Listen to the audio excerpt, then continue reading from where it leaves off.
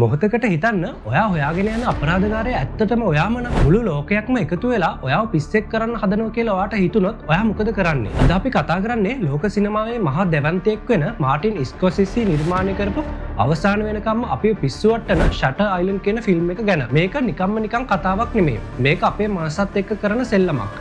ඉතින් මේ ෆිල්ම් එකේ ඇත්තටම මොකද වෙන්නේ කියලා දැනගන්න මේ වීඩියෝ එක අන්තිම වෙනකම් බලන්න. ආදරෙන් පිළිගන්න ෆිල්ම් එජ් SL channel එකට. මේ මගේ පළවෙනි වීඩියෝ එක. මගේ නම බුද්ධිම තරංග. ඉතින් මම මේ channel එකෙන් කතා කරන්නේ ෆිල්ම් එකක හරි TV series එකක හරි යන සාමාන්‍ය කතා විතරක් නෙමෙයි. මම කතා කරන්නේ ෆිල්ම් එකක හරි TV series එකක හරි තියෙන කතාවේ කෝ එක. අභිරහස් පැත්ත සහ තවත් එක දේවල් ගැන. ඉතින් ඔයා ෆිල්ම් සහ TV series ලෝලියෙක් නම් දැන්මම subscribe කරලා මගේ channel එකට join වෙන්න. ඒ වගේම මේ වීඩියෝ එක බලන්නේ TikTok එකකින් නම් මාව follow කරන් යන්න අමතක කරන්න එපා. එහෙනම් අපි යමු වැඩි කතා නැතුව අද වීඩියෝ එකට.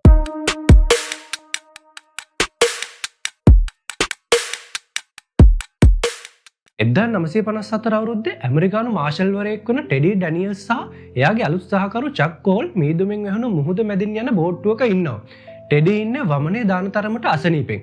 මේ දෙන්න යන්නේ බොස්ටන් වරායට නුදුරින් තියෙන ෂටර් අයිලන්ඩ් කියන හුදකලා දූපතට. මේක සාමාන්‍ය දූපතක් නෙමෙයි. මෙතන තියෙන්නේ ඇෂ්ක්ලිෆ් කියන දරුණු මානසික ලෙඩුවෙන් තියෙන රෝහලක්. ටෙඩි මෙතනට යන්නේ අතුරුදහන් වුණු රේචල් සෝලැන්ඩෝ කියන රෝගියා ගැන හොයන්න. මේ ගැහණු කෙනා තමන්ගේම දරුවන් තුන්දෙනා මරපු කෙනෙක්. ඉතින් මේ අය මෙතනට යනකොට හැමතැනම ගාඩ්ලා කටුකම්බි වැටවල් එහෙම තියෙනවා. දූපතට ඇතුල් වෙනකොටම දැනෙන්නේ මහා අద్භූත මරණීය හැඟීමක්. පස්සේ ටෙඩිට මුණ ගැහෙනවා රෝහලේ ප්‍රධාන වෛද්‍යවරයා වෙන ඩොක්ටර් කෝලි. කෝලි පේන්නේ ඉන්නේ හරිම ශාන්ත දාන්ත කෙනෙක් වගේ වුණත් එයාගේ ඇස්වල මොකක්දෝ රහසක් හැංගිලා තියෙනවා වගේ එකක් ෆිල්ම් එක බලද්දී අපිට දැනෙනවා. රේචල් කියන කාන්තාව අඩිගානක් උස ජනේලකින් කිසිම සලකුණක් ඉතුරු කරන්නේ නැතුව අතුරුදහන් වුණේ කොහොමද? එයා ගිහින් තියෙන්නේ සෙරප්පු දෙකක්වත් නැතුව. එඩිට රේචල්ගේ කාමරයෙන් පොඩි කොල කෑල්ලක් හම්බෙනවා. ඒකේ ලියලා තියෙන්නේ The Law of Four සහ Who is 67 කියන අద్భుත පණිවිඩය විතරයි. කතාව ඉදිරියට යද්දී අපිට තේරෙනවා ටෙඩි මෙතනට ආවේ නිකම්ම රේචල්ව හොයන්න විතරක් නෙමෙයි කියලා. ටෙඩිගේ හිත ඇතුලේ මහා ගින්නක් ඇවිලෙනවා. එයාගේ බිරිඳ ඩොලරස් අවුරුදු කිහිපයකට කලින් මැරිලා තියෙන්නේ ගින්නකට අහු වෙලා. ඒ ගින්න ඇති කරපු ඇන්ඩ්‍රූ ලේඩිස් කියන පුද්ගලයා මේ දූපතේ ඉන්නවා කියලා ටෙඩි විශ්වාස කරනවා. මොකද ටෙඩිට නිතරම හීන පේනවා.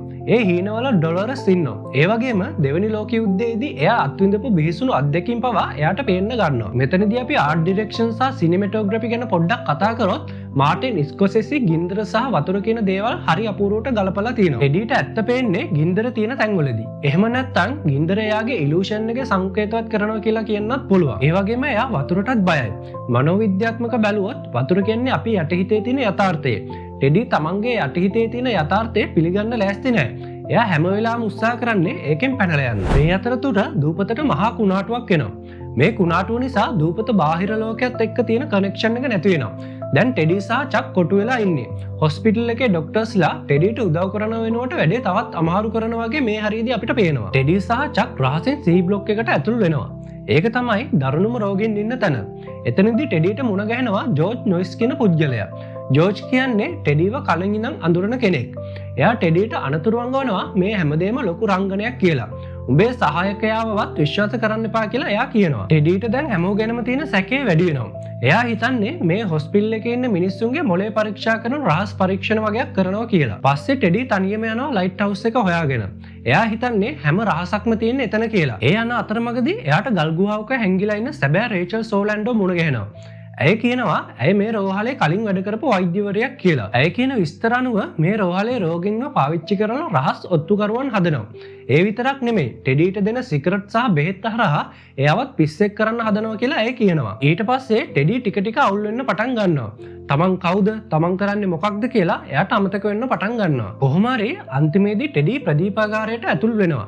එයා හිතන්නේ එතනදී එයාට ඇන්ඩ්‍රූ ලේඩිස්ව මුණ ගැහි කියලා.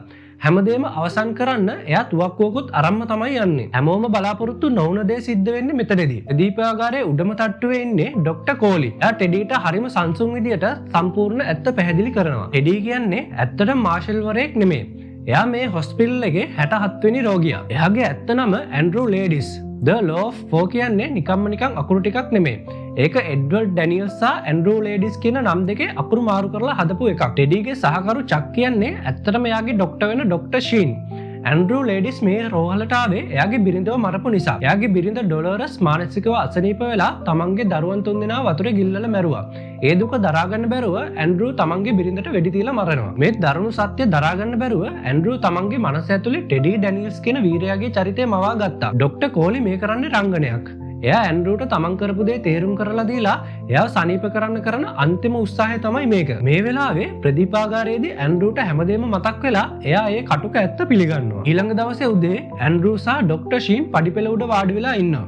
මුළු රෝහලේම කාර්ය මණ්ඩලය බලන් ඉන්නවා ඇන්ඩ්‍රූට දැන් සනීප වෙලාද කියලා. එතනදී ඇන්ඩ්‍රූ ආයෙත් පරණ ටෙඩි වගේ කතා කරලා කියනවා චක් අපි මේ දූපතෙන් පැනලා යන්න ඕනේ මෙතන ලොකු කුමන්ත්‍රණයක් වෙනවා කියලා. ඩොක්ටර් ෂීන් කෝලිට සංඥා කරනවා එයාට සුවුනේ නැහැ කියලා. දැන් තියෙන එකම විසඳුම තමයි ඇන්ඩ්‍රූගේ මොළයට සැත්කමක් කරලා එයාව හැංගීම් නැති මිනිස්සෙක් කරන එක. හැබැයි මෙතනදී තමයි චිත්‍රපටයේ තියෙන ප්ලොට් ට්විස්ට් එක වෙන්නේ. එයා අන්තිමට අහනවා රාක්ෂයෙක් විදියට ජීවත් වෙන එකද හොඳ නැත්නම් හොඳ මිනිහෙක් විදියට මැරෙන එකද හොඳ කියලා. ඇන්ඩ්‍රූට ඇත්තටම එයා කවුද කියන එක මතක් වුණා.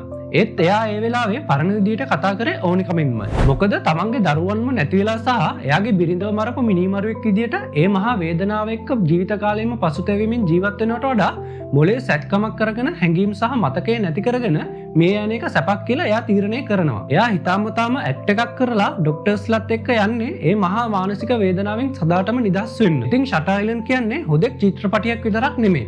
ඒක මිනිස්සයාගේ මනස කොයිතරම් දුර්වලද සහ Tamanට දරා ගන්න බැරි වේදනාවකදී මනස කොයිතරම් නිර්මාණශීලීව බොරු මවනවද කියන එකට හොඳම උදාහරණයක්. ඔයා මේ ෆිල්ම් එක බලද්දී ටෙඩි මාචල් වරයෙක් කියලා විශ්වාස කරාද?